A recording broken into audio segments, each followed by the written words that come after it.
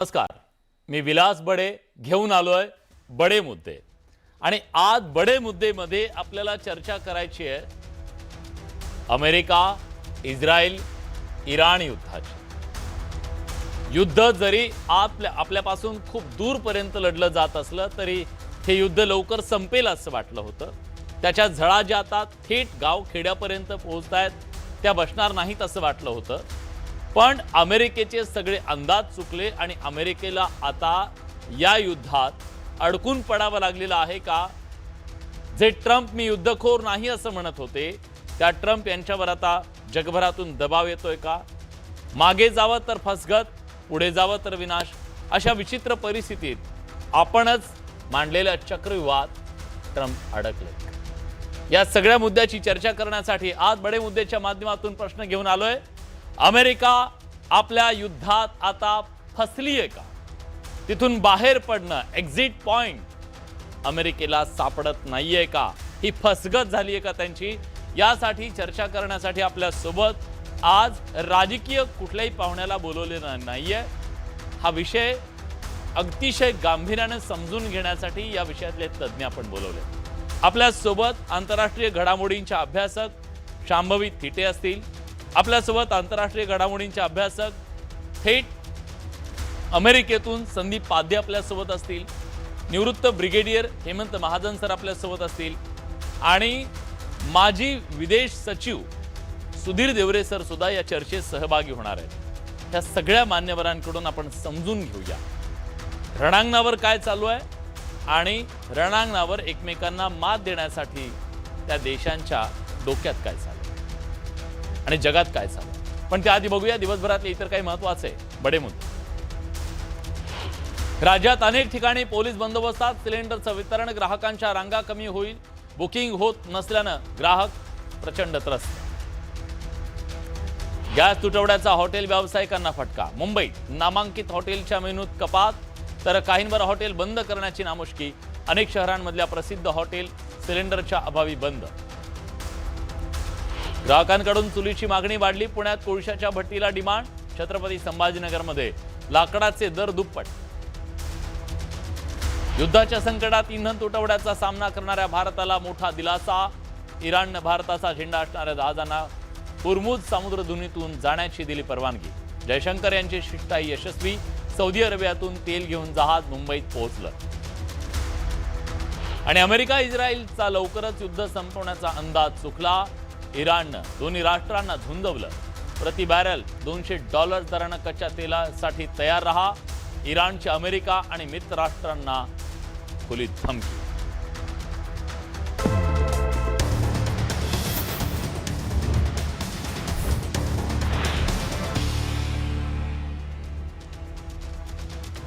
Iran, America आणि Israel या तीन देशांमध्ये सुरू असलेलं युद्ध हळूहळू लांबतंय आणि हे लांबणारं युद्ध हळूहळू आपल्यापर्यंत येतंय, म्हणजे त्याच्या झळा आपल्यापर्यंत पोहोचतायत। गॅस सिलेंडरच्या वितरकांच्या कार्यालयाच्या बाहेर लांबच लांब रांगा लागल्यात।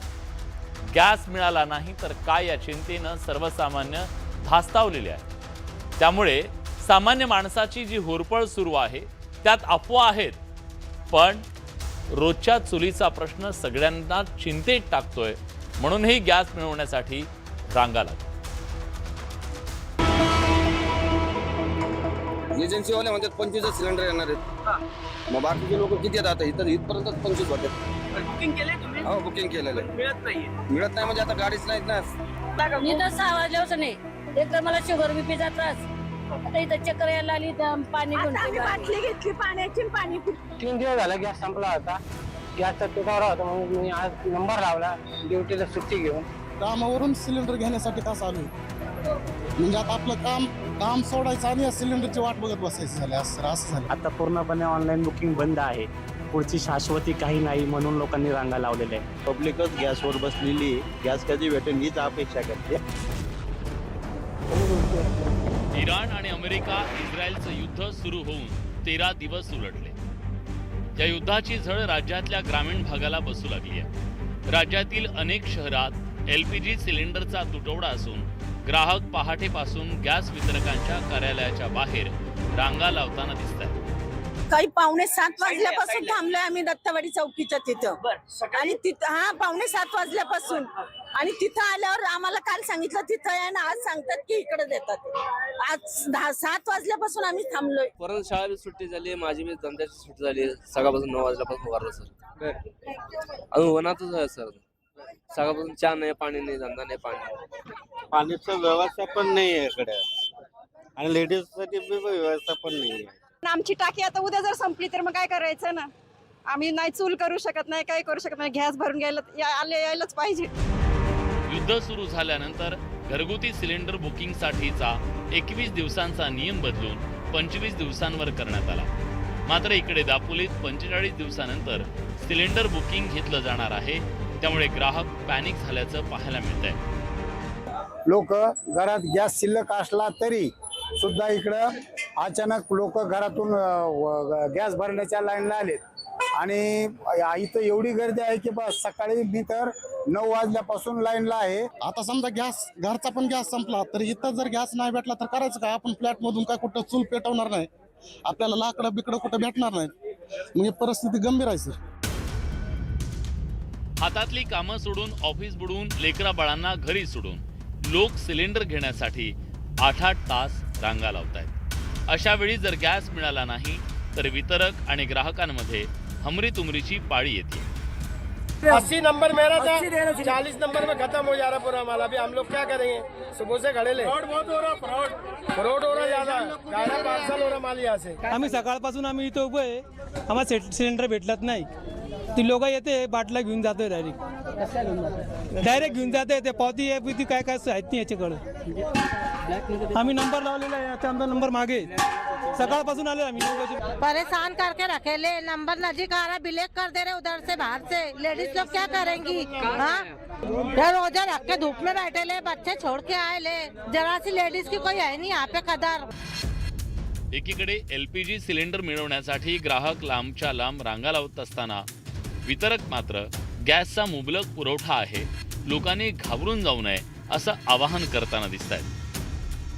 गॅसचा असा तुटवडा झाला. रेग्युलर गॅस येत आहे कंपनीकडनं तो सहकार्य पूर्ण आहे आपल्याला.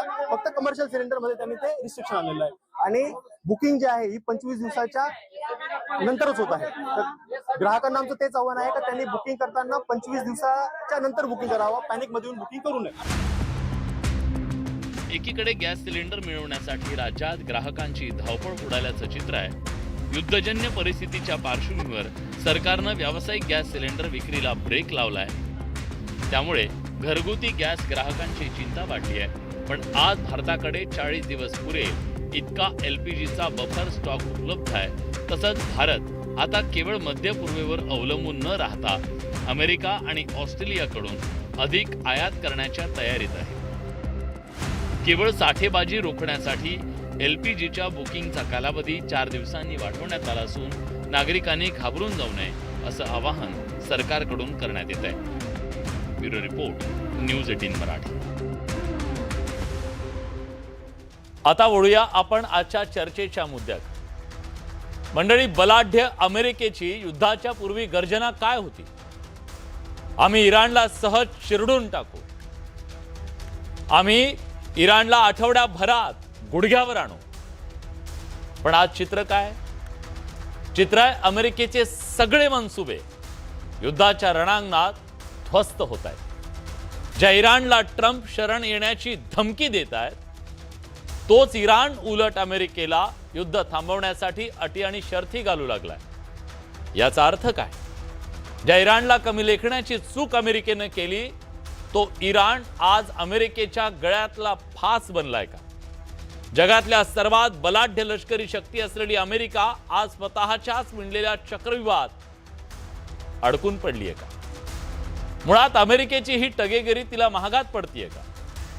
लोकशाही वाचवण्याच्या नावाखाली दुसऱ्याच्या अंगणात युद्ध खेळायची सवय अमेरिकेची जुनी आहे.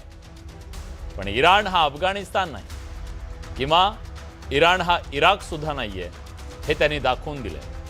इराणचा तिखट प्रतिकार आज अमेरिकेच्या गणितांना सुरुंग लावतोय. आखाती देशातील अमेरिकेचे तळ आज सुरक्षित नाहीयेत. इराणी क्षेपणास्त्रांच्या त्यांच्या तळांवर वर्षाव होतोय. क्षेपणास्त्रांपासून बचाव करणाऱ्या रडार यंत्रणेलाच इराणी ड्रोन येऊन धडकतायत, ध्वस्त करतायत.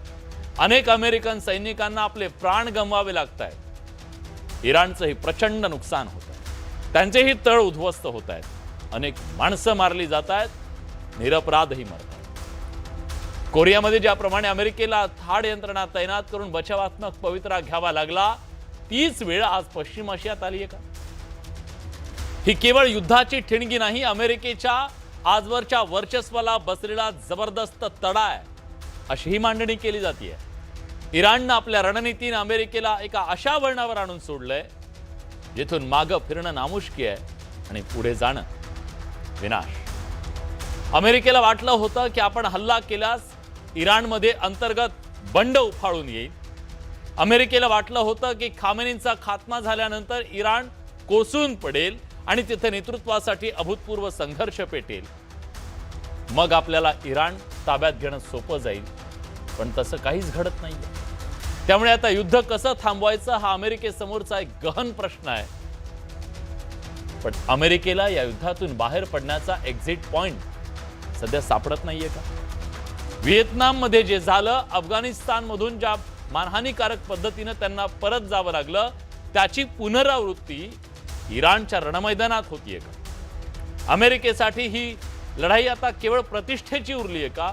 इराणसाठी आपल्या अस्तित्वाची ती लढाई आहे. असं म्हणतात, युद्ध सुरू करणं तुमच्या हातात असू शकतं, पण ते थांबवणं तुमच्या हातात नसतं. आज महासत्ता असलेल्या अमेरिकेला युद्ध जिंकणं तर दूर, युद्धातून बाहेर पडण्याचा सन्मानजनक मार्ग शोधणं कठीण बनलंय का? कसरत बनलंय का? युद्धाची रणनीती बदलली आहे. या नव्या युद्धात कोणाकडे किती शस्त्र आहेत, याचबरोबर कोण किती काळ तग धरू शकतो, संघर्ष करू शकतो, यावर युद्धाचा निकाल अवलंबून आहे. इराण गेल्या अनेक दशकापासून निर्बंध, दबाव आणि आंतरराष्ट्रीय एकाकीपण जगतोय. त्यामुळे त्यांना माहीत आहे की आपल्याला ह्या युद्धामध्ये कसं सर्व्हाइव्ह करायचंय. संघर्ष करावा लागणार आहे, अस्तित्वाची त्यांची ही लढाई आहे. त्यामुळे मानसिकदृष्ट्या ते तयार आहेत. पण अमेरिका तयार आहे का? अमेरिकन तयार आहेत का? दीर्घकालीन युद्धासाठी अनेक प्रश्न आहेत आणि या सगळ्या प्रश्नांची उत्तर आपल्याला जाणून घ्यायची आहेत आजच्या बडे मुद्देच्या माध्यमातून. पण त्याआधी बघूया हा खास रिपोर्ट.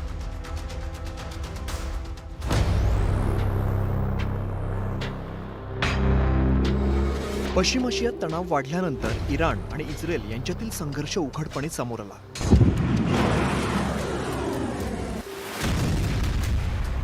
अमेरिकेने इस्रायलला लष्करी आणि तांत्रिक मदत दिल्यानंतर परिस्थिती अधिकच गंभीर झाली.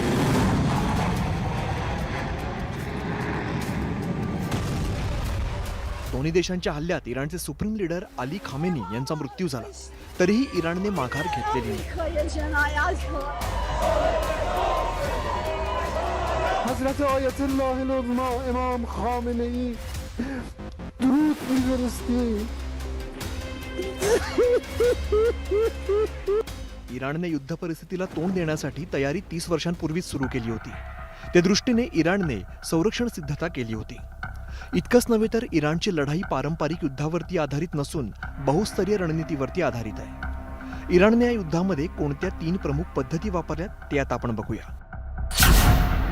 मिसाईल आणि ड्रोन हल्ले, हिजबुल्ला सारख्या दहशतवादी गटांची मदत आणि समुद्री मार्गांवरती नियंत्रण मिळवून इराणने आघाडी घेतली. ज्याला असिमेट्रिक युद्धनीती असं म्हणता येईल किंवा गनिमी कावा असं म्हणता येईल. तर त्यांनी काय केलं नेमकं, तर त्यांच्याकडे जे प्रॉक्सी नेटवर्क्स होते, म्हणजे त्यांच्याकडे जे दहशतवादी गट होते हिजबुल्ला वगैरे, ते त्यांचा वापर मोठ्या प्रमाणात इस्रायलच्या विरोधात करतायत आणि त्याच्यामुळे इस्रायलचं आता लक्ष हे पूर्ण लेबनॉनवरती अडकलेलं आहे, जिथून हिजबुल्ला इस्रायलवरती मोठ्या प्रमाणामध्ये हल्ले करत आहेत. दुसरं, त्यांनी होर्मुझची जी समुद्रधुनी आहे त्याचा वापर एक मोठा शस्त्र म्हणून केलेला आहे.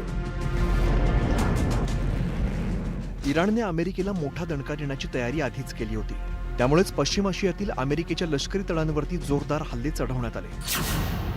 इराक, सिरिया, जॉर्डन, सौदी अरेबिया, UAE आणि कतारमधील तळांना इराणनं लक्ष केलं. अमेरिकेला लष्करी मदत दिली तर युद्धाचा फटका बसेल असा संदेश इराणनं दिला. परिणामी हल्ल्यांमुळे अमेरिकेवरील दबाव वाढला. इस्रायलला मिळणाऱ्या मदतीत अडथळा निर्माण झाला. त्यामुळे जागतिक बाजारात अस्थिरता निर्माण झाली. याचा थेट फायदा इराणला झाला. की त्यांचं सर्वात मोठी चूक होती की त्यांना वाटलं की जर सर्वोच्च नेता खामेनी मारला गेला तर युद्ध संपेल. तसं नाही. इराणनी दुसऱ्या फळीचं नेतृत्व, तिसऱ्या फळीचं नेतृत्व, चौथ्या फळीचं नेतृत्व तयार करून ठेवलेलं आहे आणि प्रत्येकजण आपापली लढाई लढत आहे. आणि आता एक इराण युद्ध लढायच्या ऐवजी ते 30 वेगवेगळ्या प्रांतातून इराणच्या युद्ध लढत आहेत अमेरिकेच्या आणि इस्रायलच्या विरोधात. इराणच्या शक्तीचा अंदाज अमेरिका आणि इस्रायलला आलाच नाही. अमेरिका आणि इस्रायल कुठे चुकले ते आता आपण बघूया.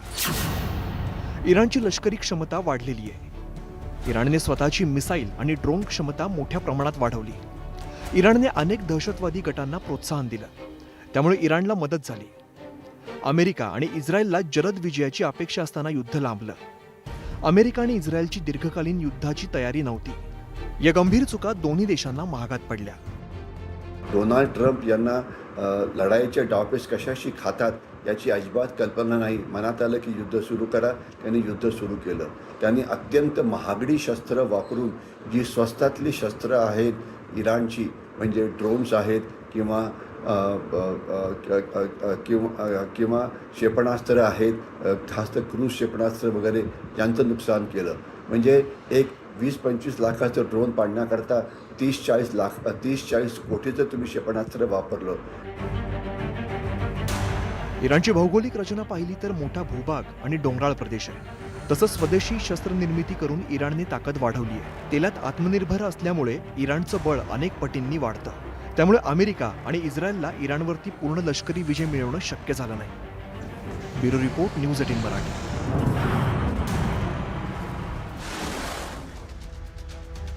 यातून काही मूलभूत सवाल निर्माण झाले जे आज प्रत्येकाच्या मनात आहे. मान्यवर पाहुण्यांच्या सोबत या प्रश्नांची आपल्याला चर्चा करायची आहे. हे सवाल कुठले आहेत एकदा नजर टाकूया. आपण प्रश्न घेऊन आलो, अमेरिका इराणच्या युद्धामध्ये आता पुरती फसली आहे का आपल्या चक्रव्यूहामध्ये, याच्याबद्दलचं तुमचं मत सुद्धा तुम्ही नोंदवा. अमेरिकेला बाहेर पडण्याचा सध्या रस्ता दिसत नाहीये का? एक एक्झिट पॉइंट असतो आपण ज्याला म्हणतो, तो कसा आहे? सन्मानजनक तर हवा, कारण युद्धातून माघार असं तरी होऊ शकत नाही. इराणला जोखण्यात अमेरिका इस्रायल दोघंही कमी पडले का, की तयारी कमी पडली? काय नेमकं झालं जेणेकरून हे युद्ध एस्कलेट होतं, युद्ध लांबवण्याचे संकेत मिळत आहेत? कारण आता सध्या स्थिती आहे 10 दिवसापेक्षा जास्त काळ झालाय आणि हे युद्ध आणखी काही काळ लांबेल अशी चिन्ह दिसत आहेत. त्याच्या मागची नेमकी कारणं काय? युद्ध लांबणं अमेरिकेचं सामरिक अपयश आहे का? कारण अमेरिकेला आपल्या शक्तीची इतकी एक प्रकारचा अहंकार म्हणा किंवा त्या शक्तीबद्दल इतका आत्मविश्वास होता की त्यांना वाटत होतं आपण सहजपणे त्यांना चिरडून टाकू. अमेरिकेच्या मध्य पूर्वेतल्या वर्चस्वाला या सगळ्यामुळे तडा जाईल का? जर अमेरिकेला या सगळ्यातनं सन्मानजनक एक्झिट नाही मिळाली तर हा संपूर्ण प्रदेशावर ताबा मिळवण्याचा किंवा ते वर्चस्व मिळवण्याचा जो प्रयत्न होता त्याला तडा जाईल का? संघर्षाचा शेवट नेमका कसा होऊ शकेल? कारण जग होरपळते ह्या सगळ्यामध्ये. खेळ यांचा होतोय पण होरपळतंय जग. ते आपल्या घरापर्यंत, किचनपर्यंत, आपल्या खिशापर्यंत येऊन ठेपलेलं. या सगळ्याची चर्चा करणार आहोत आज आपण. पण मला हे सांगायला हवं की आज या चर्चेत आपले मुद्दे मांडण्यासाठी ह्याचे वेगवेगळे जे पैलू आहेत ते समजून सांगण्यासाठी आपल्यासोबत या क्षेत्रातले उभं आयुष्य घालवले सगळे मान्यवर मंडळी आहेत. आपल्यासोबत या चर्चेत सहभागी होण्यासाठी माजी सचिव, विदेश मंत्रालयाचे माजी सचिव सुधीर देवरे सर आहेत. सर, खूप स्वागत आहे तुमचं. आपल्यासोबत या चर्चेत सहभागी होण्यासाठी निवृत्त ब्रिगेडियर हेमंत महाजन सर आहेत. महाजन सर, तुमचंही स्वागत आहे. आपल्यासोबत आंतरराष्ट्रीय घडामोडींचे अभ्यासक संदीप पाध्ये सर थेट अमेरिकेहून आपल्यासोबत जोडले गेलेले आहेत. आणि आंतरराष्ट्रीय घडामोडींचे अभ्यासक शांभवी थिटे सुद्धा आपल्यासोबत जोडले गेलेले आहेत. शांभवीजी, तुमचंही स्वागत आहे. पण मी चर्चेची सुरुवात हेमंत महाजन सरांपासून करणार आहे कारण त्यांना जायचंय लवकर असं त्यांनी सांगितलंय. महाजन सर, अमेरिका आणि इस्रायल या दोघांनीही सुरुवातीला जे दावे केले, ज्या वल्गना केल्या, त्या सगळ्या असं सांगत होत्या की इराण की झाड की पत्ती है. पण आज 10 दिवसापेक्षा जास्त कालावधी लोटल्यानंतर हा त्यांचा आत्मविश्वास ध्वस्त होतोय असं दिसतंय. अजूनही त्यांच्या हाती काही लागलेलं दिसत नाही. असं का झालं? असं आहे, आज युद्धाचा 12वा दिवस आहे आणि इस्रायलचं विश्लेषण चुकलं असं मी म्हणणार नाही. त्यांचं विश्लेषण ते अतिशय अॅक्युरेटली करतात आणि अतिशय प्रोफेशनली करतात आणि कुठल्याही गोष्टीच्या आधी ते खूप प्लॅनिंग करतात आणि नेमकं काय करायचं ते ठरवतात. परंतु अमेरिकेचं नक्कीच चुकलेलं आहे. त्यांना वाटलं होतं की एक इझी रन मिळेल, रिझिम चेंज होईल, लोक रस्त्यावरती येतील वगैरे वगैरे. अमेरिकेची सर्वात मोठी चूक अशी आहे की हे जे डोनाल्ड ट्रम्प आहेत यांना युद्ध लढण्याचा काय फारसा काय अनुभव नाहीये. त्यांच्या मनात काही आलं की ते लगेच युद्ध सुरू करतात. आणि जसं तुम्ही तुमच्या इंट्रोडक्टरी टॉक मध्ये म्हटलं होतं, युद्ध सुरू करायच्या आधी पहिले प्रश्न विचारला जातो की तुमच्या युद्धाचं एम काय आहे, नंबर 1. आणि दुसरा विषय असतो त्याला म्हणतात कॉन्फ्लिक्ट टर्मिनेशन, म्हणजे तुम्ही युद्ध केव्हा बंद करणार आहात, केव्हा थांबवणार आहात. आपल्याला आठवत असेल की ऑपरेशन सिंदूरमध्ये आपण आपलं इमिजिएट एम अचीव्ह केलं, दहशतवाद्यांचे ट्रेनिंग कॅम्प बर्बाद केले आणि आपण कॉन्फ्लिक्ट टर्मिनेशन केलं आणि युद्ध आपण नेमक्या वेळेला थांबवलं. म्हणजे आपण एका लंब्या युद्धात अडकलो नाही. एक अतिशय उत्कृष्ट असं स्ट्रॅटेजिक लेवलचं डिसिजन होतं. तर ते घेण्यामध्ये अमेरिका अगदी कमी पडलेल्या याच्यात काही डाऊट नाहीये. ते म्हणजे जसं रमत गमत युद्ध खेळतायत तशा प्रकारचं ते युद्ध सुरू आहे आणि ज्या प्रकारे ते युद्ध लढतायत अतिशय कॉस्टली वेपन्स ते वापरतायत. जसं तुम्ही म्हटलं होतं तुमच्या इंट्रोडक्शन मध्ये 30-40 लाखाचं ड्रोन आणि त्याला पाड्याच्या 30-40 कोटीच्या मिसाईलनी आणि ते त्यांनी त्याचे एअरक्राफ्ट कॅरियरचा जे स्ट्राईक ग्रुप आहे तिथे तैनात केलेला आहे. हा ग्रुप तैनात करायला प्रचंड खर्च लागतो आणि हे अशा प्रकारचे स्ट्राईक ग्रुप जे असतात एअरक्राफ्ट कॅरियर वगैरेचे ते लंब्या युद्ध करतात त्याचा खर्च हा प्रचंड वाढतो. तर खर्च किती होतो आहे काय होतो याचा त्यांना काही अंदाज नाहीये. आणि मिसाईलचं काय असतं, एक मिसाईल फायर केलं की ते गायब होतं, त्यानंतर पुढे काय. तर त्यांनी इराणचं खूप नुकसान केलेलं याच्याविषयी काही डाऊट नाहीये. त्यांचे मिसाईल साईट त्यांनी बर्बाद केले, त्यांनी त्यांचे जे 2 न्यूक्लिअर साईट्स होते ते बर्बाद केलेले आहेत, इन्फ्रास्ट्रक्चर बर्बाद केलेलं. जे माहिती होतं ते म्हणजे जे माहिती नव्हतं तर तो एक वेगळा प्रश्न झाला. कारण इराणला माहिती होतं की अमेरिका अशा प्रकारे हल्ला करेल म्हणून त्यांनी त्यांचे सगळे जे रिसोर्सेस होते हे 31 ठिकाणी हलवून ठेवले.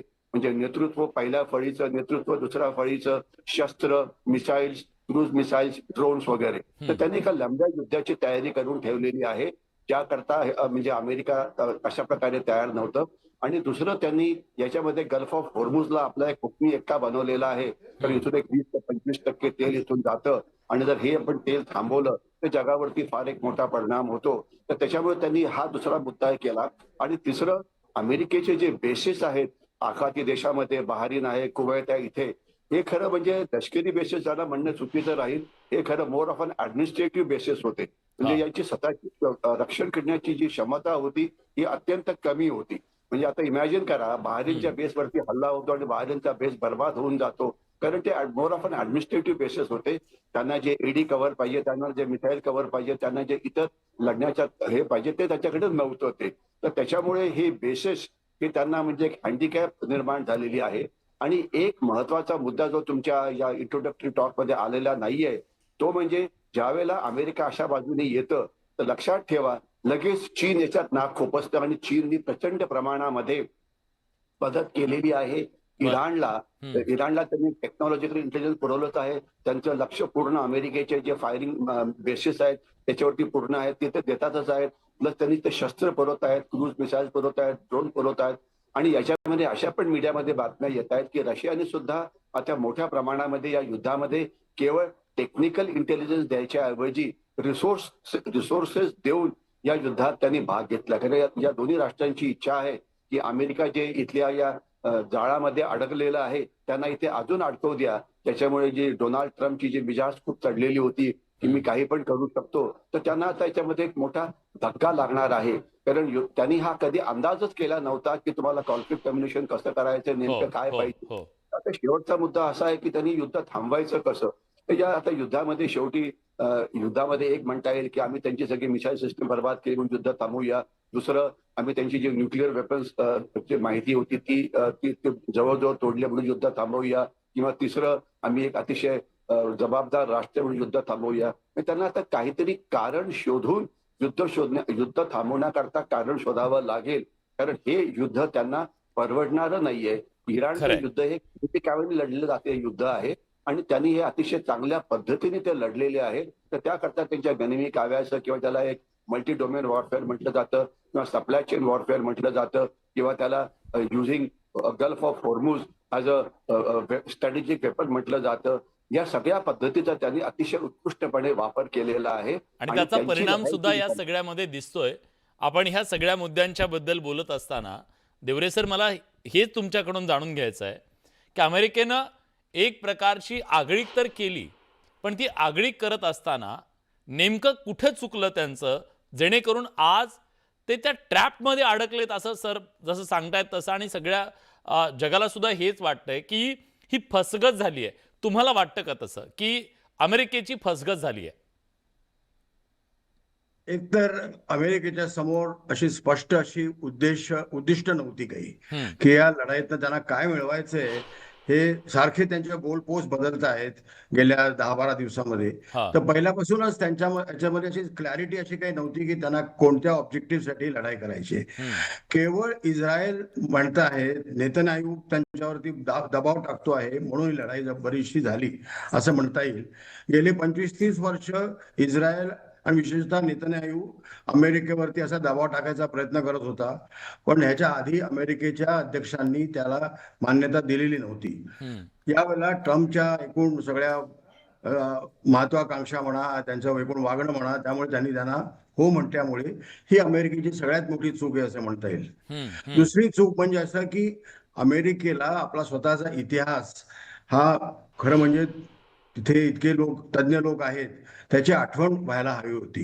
अफगाणिस्तान काय, व्हिएतनाम काय, लिबिया काय, सिरिया काय, गेल्या कित्येक अशा क्रायसिसमध्ये अमेरिकेने जो प्रकारची त्यांची मार खाल्लेला आहे आणि त्यांना काही मिळालेलं नाहीये ह्याची आठवण अमेरिकेतली सध्याची एकूण राष्ट्राध्यक्ष आणि त्याच्या आसपासची जी कोटेरी आहे ते पूर्णपणे विसरले असे काय वाटतात. तिसरी गोष्ट, इराण हा देश म्हणजे व्हेनेझुएला नाही, आणि इराण हा देश त्याची एरिया पाहता भारताच्या 2/3 एवढा मोठा देश आहे हा. आणि त्या देशामध्ये खूप मोठे रिसोर्सेस आहेत. गेल्या 30-35 वर्षांमध्ये इराणने तिथल्या एकूण संशोधनावरती, त्यांची जी एकूण डिफेन्स आहे प्रिपेअर्डनेस, विशेषतः मिसाईल टेक्नॉलॉजी याच्यावरती खूप काम केलेलं आहे. आणि त्यांच्यावर सँक्शन असून सुद्धा इराणी लोकांनी आपली सगळी सेना, त्याच्यानंतर आपली सगळी जी तयारी आहे युद्धाची ही खूप मजबूत केलेली होती. ह्याची सुद्धा अमेरिकन इंटेलिजन्सला माहिती असायला पाहिजे. परंतु तुम्ही इस्रायलवरतीच जगा अवलंबून राहिला, आणि इस्रायल किती जरी गेल्या अनेक वर्षांपासून मिडल ईस्टमध्ये फार मोठ्या प्रमाणात यशस्वी होत असलं तरी इराणच्या बाबतीमध्ये त्यांचं दे वर ओव्हर एस्टिमेटेड बाय अमेरिका असं माझं मत आहे. की त्यांना वाटत होतं की अगदी इस्रायलच्या बरोबर आपण लढलो तर 2-4 दिवसामध्ये ही सगळी लढाई संपेल, तिथली रेजिम बदलेल, आपल्याला हवा तसा आपण तिथं अध्यक्ष हे करू, आणि मग इराण आपला एक प्रकारचा आपल्या हाताखाली राष्ट्र येईल आणि मध्य पूर्वमध्ये, पश्चिम आशियामध्ये आपली पूर्वीपासून चाललेली जी दादागिरी आहे ती आपण चालू ठेवू. या लढाईमधनं एक आता मोठी गोष्ट अशी झालेली आहे की एक तर हे सगळे आखाती छोटे देश होते ते तर अमेरिकेवर फारच अवलंबून होते, ते दिवसेंदिवस आता ह्याच्यानंतर अधिकच होणार आहे, अतिशय वीक होणार आहेत. आणि त्यामुळे तिथल्या इन्व्हेस्टमेंट म्हणा, तिथल्या एकूण सगळ्या रिफायनरीज म्हणा, तिथून येणारा तेलाचा पुरवठा म्हणा, या सगळ्या गोष्टींवरती मोठा एक प्रकारचा प्रभाव होणार आहे. दुसरी गोष्ट म्हणजे अशी की सगळं मध्यपूर्वीचं राजकारणच बदलणार आहे यामुळे, आणि मध्यपूर्वीच्या राजकारणाचा संबंध जगावरती मोठा परिणाम आहे. कारण अजूनही तेलाचा मुख्य जो साठा आहे तो त्याच देशामध्ये तिथे असल्यामुळे त्याच्यावरती जगातल्या अनेक देशांना, आपल्या भारताला सुद्धा अवलंबून राहावं लागतं. तर अशा याच्यामध्ये एक प्रकारची नवीन ग्लोबल ऑर्डर होऊ शकते, आणि त्याच्यामध्ये आज अमेरिकेने त्यांच्या एकूण या सगळ्या अत्यंत अविचारी वागण्यामुळे अशी परिस्थिती निर्माण करून ठेवली आहे की मला तर वाटतं की एक प्रकारची अमेरिकेच्या अधोगतीची ही सुरुवात आहे. आणि आता या सगळ्याबद्दल अमेरिकेतून प्रतिक्रिया घेणं मला वाटतं जास्त संयुक्तिक ठरेल. आणि पाध्ये सर आपल्या सोबत आहेत. पाध्ये सर, बाता तर खूप मारल्या होत्या अमेरिकेच्या राष्ट्राध्यक्षांनी जेव्हा हे युद्ध सुरू केलं, पण आता तेव्हा चीअरअप करणारे अमेरिकन्स आज काय करतायत, आज अमेरिकन्स काय विचार करतायत आम्हाला जाणून घ्यायचं आहे. जेव्हा की हे युद्ध आता त्यांच्यानुसार नाही चालत आहे. इराण ज्या प्रकारचा कडवा प्रतिकार करतंय त्यानंतर त्या बाता वेगळ्या होत्या आणि वस्तुस्थिती वेगळी असं दिसतंय, तेव्हा अमेरिकेची प्रतिक्रिया काय? नमस्कार. मी असं म्हणेन की मी सगळे मुद्दे ऐकले आणि मला असं म्हणायचं की बऱ्यापैकी एक कॉम्प्रिहेन्सिव्ह कव्हरेज एक्सपिरियन्स्ड एक्सपर्ट लोकांनी मांडलेला आहे. आणि मी अमेरिकेच्या बाबतीतही म्हटलं तरी ज्या त्यांनी आराखडे मांडले, अमेरिका कशी त्याला बघत होती हे सुद्धा मी मान्य करतो की त्याच प्रसंग म्हणजे तसंच त्यांनी अनालाइज केलं असावं. पण दोन महत्वाचे मुद्दे आतापर्यंतचे युद्ध आणि या युद्धामध्ये मला जरा एक वेगळा मुद्दा मांडायचा आहे की इथे युरोप कुठे आहे. म्हणजे आज अमेरिकेचा जो नेहमी मिडल ईस्टमध्ये जेव्हाही काही झालं किंवा कुठलेही युद्ध झाले तिथे आपण बघतो की नेहमीच आपण UK हा नेहमीच त्यांच्या पाठीशी असतो किंवा युरोपचा पण नेहमी पाठिंबा असतो. ब्लाइंड सपोर्ट म्हणून अनेकदा तर ब्लाइंड सपोर्ट आम्हाला दिसलेला आहे. ब्लाइंड सपोर्ट असतो आणि त्यांनी आणि मी म्हणेन की या मुद्द्यावर जास्त भर दिला पाहिजे. कारण काय की नेहमी त्यांच्या आणि वेस्टर्न हेमिस्फिअरचं जे काही डिसिजन असतं त्याचा निर्णय म्हणजे ते एकत्र जे निर्णय घेतात त्यामुळे मग ते युद्ध किती पुढे न्यायचं, मागे न्यायचं, फसवायचं का फसायचं हे सगळं ते ठरवतात. आता अशी अडचण झालेली आहे की Israel is only foot on the ground आणि America cannot afford to have our foot soldiers on the ground, ही वस्तुस्थिती आहे. पण त्याचबरोबर हे पाराखडे त्यांनी मांडले नसतील का हे पण मला जरा थोडी अतिशयोक्ती वाटते. कारण हे एक्सपेक्टेडच होतं. कारण जर कुठलंच युद्ध अमेरिका जिंकू शकणार नाही जर इराणमध्ये त्यांचे सोल्जर्स आणि म्हणजे सोल्जर्स टाकूनही जिंकतात असं नाही. आपण अफगाणिस्तान बघितलंय, बाकीचे पण युद्ध बघितलेत.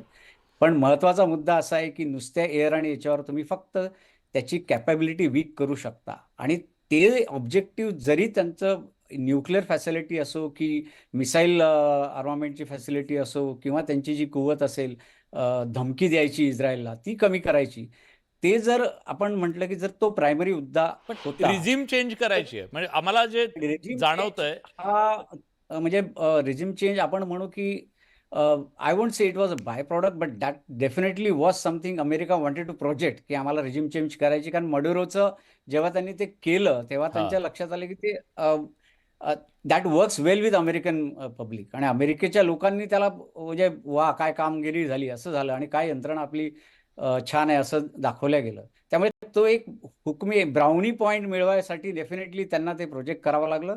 पण मला वाटतं की इराणची क्षमता कमी करणे हे प्रमुख उद्देश आहे आणि त्याचे जे बाकी इफेक्ट आहेत आता जे आपण म्हणतो की जिओपॉलिटिकली एनर्जीचे जे चॅलेंजेस झाले आहेत आता त्याचा अमेरिकेला फटका बसतो. पण असा नाही की तिथे लोक रस्त्यावर येतील आणि ह्याचा त्यांनी अनालाइज केलं की ह्याचा आपल्याला कदाचित 1 आठवडा 2 आठवडा स्ट्रेच करू. पण आता जे आज इराणचे राष्ट्रपती यांनी जे म्हटलं की आम्ही पूर्णतः ते बंद करू आणि काही लोकांनाच फक्त अलाउ करतात. आता इंडियाचं नाव घेतलंय असं मी ऐकलं मीडियामध्ये, पण कन्फर्मेशन मी तरी ऐकलं नाही. असं जर नाही झालं तर मला वाटतं की बाकीच्यांचा pressure will force America to find a way out. कारण अदरवाईज अमेरिकेला तसा इम्पॅक्ट तो होता, तो मेन म्हणजे त्यांना त्यांची कॅपॅबिलिटी कमी करणे आणि ज्याच्यासाठी इस्रायलनी त्यांना पुढे म्हणजे हे केलं. आणि आपण अमेरिका म्हणतच आली की इस्रायलचं युद्ध होतं, आम्ही ठरवलं ते एनी ते जाणारच होते, तर आम्ही गेलो तर निदान लवकर संपेल तरी या उद्देशाने ते आत घुसले.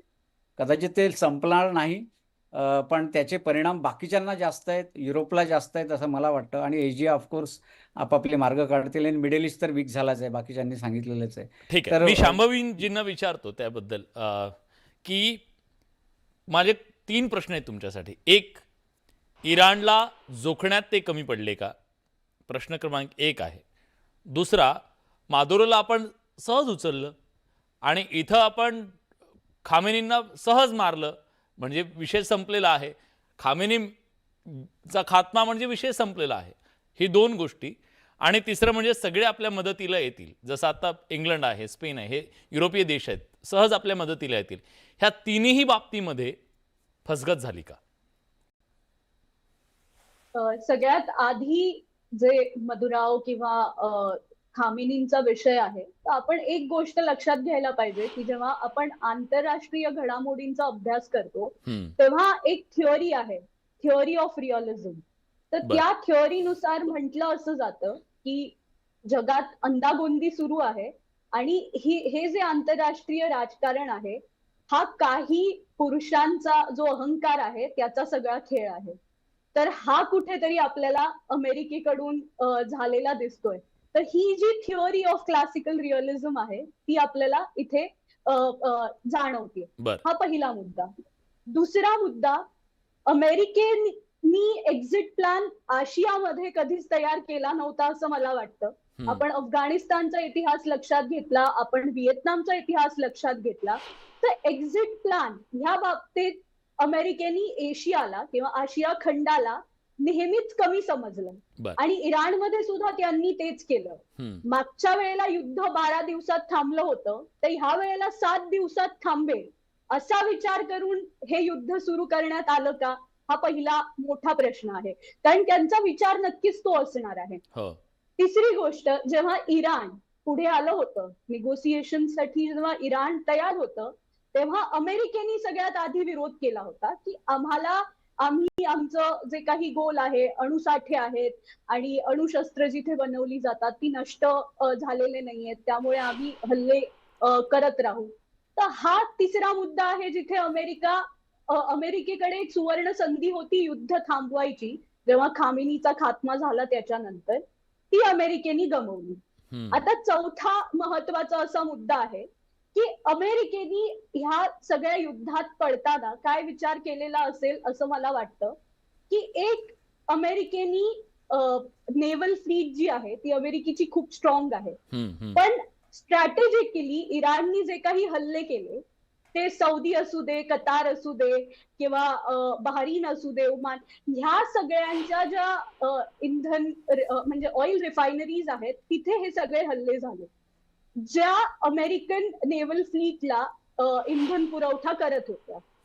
दुसरं म्हणजे इतक्यात काही इराण काय म्हणतात होर्मुझची सामुद्रधुनी बंद करेल किंवा त्याला वेपनाइज करेल, तिथे माइन्सनी अडथळा आणेल असं अमेरिकेला वाटलं नव्हतं.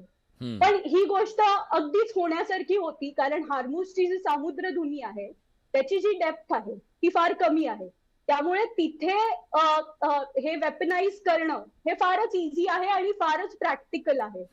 हे अमेरिकेने कुठेतरी काय म्हणतात एका अर्थाने ह्यामध्ये इराणला कमी लेखलं. तर इराणनी हल्ले केलेले असले ते अमेरिकेपेक्षा कमी असले किंवा त्यांचा जे कॉस्ट आहे म्हणजे आर्थिक दृष्ट्या जे आहे ते इराणचे हल्ले अमेरिकेपेक्षा फारच कमी आहेत, पण ते अतिशय स्ट्रॅटेजिक आहेत. त्याच्यानंतर अमेरिकेचा दुसरा प्लॅन असा कुठेतरी होता की अमेरिकेचे जे काही अमेरिकेचा जो सपोर्ट आहे कुर्दिश लोकांना, की कुर्द हे जे लोक आहेत त्यांना ते सुद्धा इराणियन रेजिम मध्ये कुठेतरी सप्रेस होताना दिसतात. तर त्यांची काहीतरी मदत घेऊन आपण तिथे फूट सोल्जर्स निर्माण करू, अंतर्गत बंडाळी निर्माण होईल, नेतृत्वाचा प्रश्न निर्माण होईल आणि मग आपल्याला तिथे शिरकाव करता येईल कदाचित, आणि तेही घडलेलं नाहीये. मग देवरे सर, प्रश्न हा आहे की एक प्रकारे मर्मस्थळं जी आहेत ती मर्मस्थळं काय आहेत? म्हणजे एक होर्मुझची सामुद्रधुनी हे मर्मस्थळ आहे. ह्या युद्धामध्ये स्ट्रॅटेजिकली त्याचा वापर करताना दिसतं. आज सर्वोच्च नेते त्यांनी सांगितलं की ही ती बंद राहील. याचा अर्थ त्याचा सुद्धा सामरिक दृष्ट्या एक वेपन म्हणून वापर केला जातोय का? हो ना, कारण या सगळ्या संघर्षामध्ये तेल आणि एनर्जी सिक्युरिटी हा सगळ्यात महत्वाचा मुद्दा आहे आणि तो इराणनी लगेचच इराणला माहितीच आहे, पहिल्यांदा सगळ्या जगालाच माहिती आहे. आणि ह्याच्यामध्ये इराणनी होर्मुझच्या सामुद्रधुनीवरती जी ताबडतोब पकड मिळवली आणि त्याला तिथे तिथल्या जहाजांना जाण्याची बंदी एक प्रकारची स्थापन केलेली आहे. त्यामुळे आज जगाच्या समोर मोठा एक प्रश्न बसलेला आहे आणि त्यामुळे शेवटी जेव्हा याच्यातून काहीतरी मार्ग काढायची वेळ येईल अमेरिकेला किंवा सगळ्या देशांना, त्या होर्मुझचं आता हे कसं करायचं, होर्मुझमधनं शांती मार्गाने जहाजं कशी जाऊ शकतील, तेलाचे पुरवठे कसे होऊ शकतील, याच्यावर काहीतरी शेवटी अग्रीमेंट करावं लागेल. आणि मला वाटतं शेवटी हा मुद्दा यातला फार महत्वाचा असेल. अमेरिकेला एक कळून चुकलंय की त्यांच्या इथे सोल्जर्स येऊ शकत नाहीत आणि तो पर्याय त्यांच्याकडे नाही की ती रिस्क ते घेणार नाहीयेत. त्यांच्याकडे पर्याय आहे. आणि अमेरिका मधून कालच्या कुठल्या ते त्यांच्या चर्चेमध्ये हा मुद्दा आलेला होता की अमेरिकन त्याच्या सोल्जर गेले आणि त्यांनी लगेच ताबडतोब तिथल्या याच्यावरती काही कमांडो पाठवायचे असं म्हणाले. कमांडो पाठवून काहीतरी केलं. परंतु इराणचा इतिहास ध्यानात घेता अमेरिका ती चूक करेल असं मला वाटत नाही आता. कारण त्याच्यामध्ये अमेरिका अफगाणिस्तानमध्ये जशी अडकली, व्हिएतनाममध्ये अडकली, त्याच्यापेक्षा जास्त प्रमाणामध्ये अडकेल. आणि मग अमेरिकेत जेव्हा बॉडी बॅग्स यायला लागतील तर आता अमेरिकेमध्ये 4-5 महिन्यामध्ये निवडणूक होणार आहेत, मिड टर्म इलेक्शन्स होणार आहेत. अमेरिकेचं मिस्टर पाध्ये म्हणाल्याप्रमाणे अमेरिकेमध्ये रस्त्यावरती लोक येणार नाहीत लगेच या विषयावरती. कारण अमेरिकेला डायरेक्टली याच्यामध्ये काही झळ पोचत नाहीये. त्यांच्याकडे काही तेलाची कमी नाहीये, त्यांच्या खर्चाला अमेरिकेला तसं शक्य आहे. परंतु जेव्हा त्यांच्यावरती असा थेट परिणाम होईल, जेव्हा बॉडी बॅग जायला लागतील इराणमधनं, तेव्हा मात्र अमेरिकेची जनता सुद्धा याच्यामध्ये एकदम भूमिका घेऊ शकेल, भूमिका घेईल असं तुम्हाला वाटते? मी विचारतो पाध्ये सरांनाच मला त्याच्याबद्दल विचारायचं आहे. पाध्ये सर, अमेरिकेला कायम इंटरेस्ट राहिलेला आहे की या संपूर्ण परिसरावरती, आखातावरती आपलं साम्राज्य असलं पाहिजे, आपल्या ताटाखाली हे सगळेजण असले पाहिजेत असं वाटत आलेलं आहे आणि ती स्ट्रॅटेजी त्यांची राहिली आहे, तळं उभं केले सगळं. पण जर समजा इथं भरीव यश नाही आलं तर जे मित्र आज त्यांच्या सहाऱ्यानं उभे आहेत, त्यांच्या ताठाखाली उभे आहेत, त्या मित्रांचं काय? आणि सगळ्यात महत्त्वाचं, अमेरिकेचं जे स्थान आहे त्याला तडा जाईल का? ती भीती आहे का अमेरिकेच्या मनात? सर म्यूट आहात सर.